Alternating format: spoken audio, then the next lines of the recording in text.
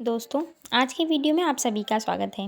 आज की वीडियो में रामायण से जुड़ी ऐसी कथा के बारे में बताया गया है जिसके बारे में शायद ही आपने पहले कभी सुना हो। राम सेतु निर्माण में वानर सेना के योगदान के बारे में तो हम सभी जानते हैं, लेकिन क्या आप राम सेतु निर्माण में गिलहरी का योगदान जानते हैं? तो आइए शुरू करते हैं आज की कथा। राम सेतु निर्माण में गिलहरी का योगदान। माता सीता के हरण के बाद भगवान राम को लंका पहुंचाने के लिए उनकी वानर सेना जंगल को लंका से जोड़ने के लिए समुद्र के ऊपर पुल बनाने के काम में लग गई। पुल बनाने के लिए पत्थर पर भगवान श्री राम का नाम लिखकर पूरी सेना समुद्र में डालती है।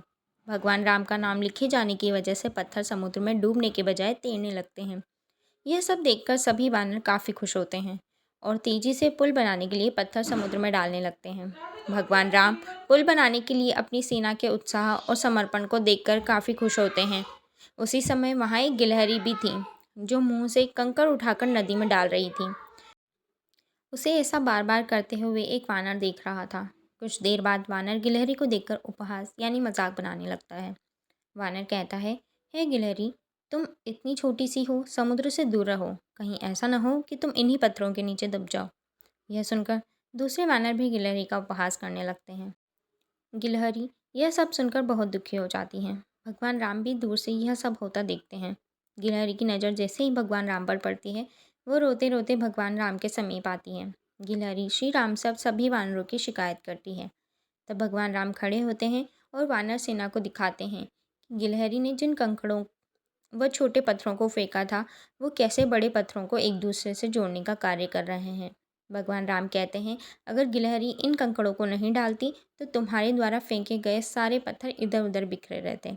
ये गिलहरी के द्वारा फेंके गए पत्थर ही हैं जो इन्हें आपस में जोड़े हुए हैं। पुल बनाने के लिए गिलहरी का योगदान भी वानर सेना के सदस्यों जैसा ही अमूल्य है। इतना कहकर भगवान राम ने बड़े ही प्यार से गिलहरी को अपने हाथों में उठाया।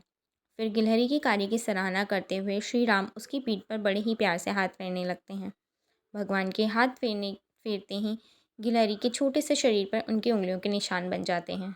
तब से ही माना जाता है कि गिलहरियों के शरीर पर मौजूद सफ़ेद धारियाँ कुछ और नहीं बल्कि भगवान राम की उंगलियों के निशान के रूप में मौजूद उनका आशीर्वाद ही है। साथ ही ये कथा हमें यह सीख भी देती है कि कभी भी दूसरों के कार्य का मजाक नहीं बनाना चाहिए। कार्य में किसी भी तरह का योगदान महत्वपूर्ण होता है। साथ ही दूसरों द्वारा मजाक बनाए जाने के बावजूद आपको अपना आत्मविश्वास नहीं खोना चाहिए। प्यारे दोस्तों, आपको हमारी आज की कथा कैसी लगी हमें कमेंट्स के माध्यम से ज़रूर बताएं।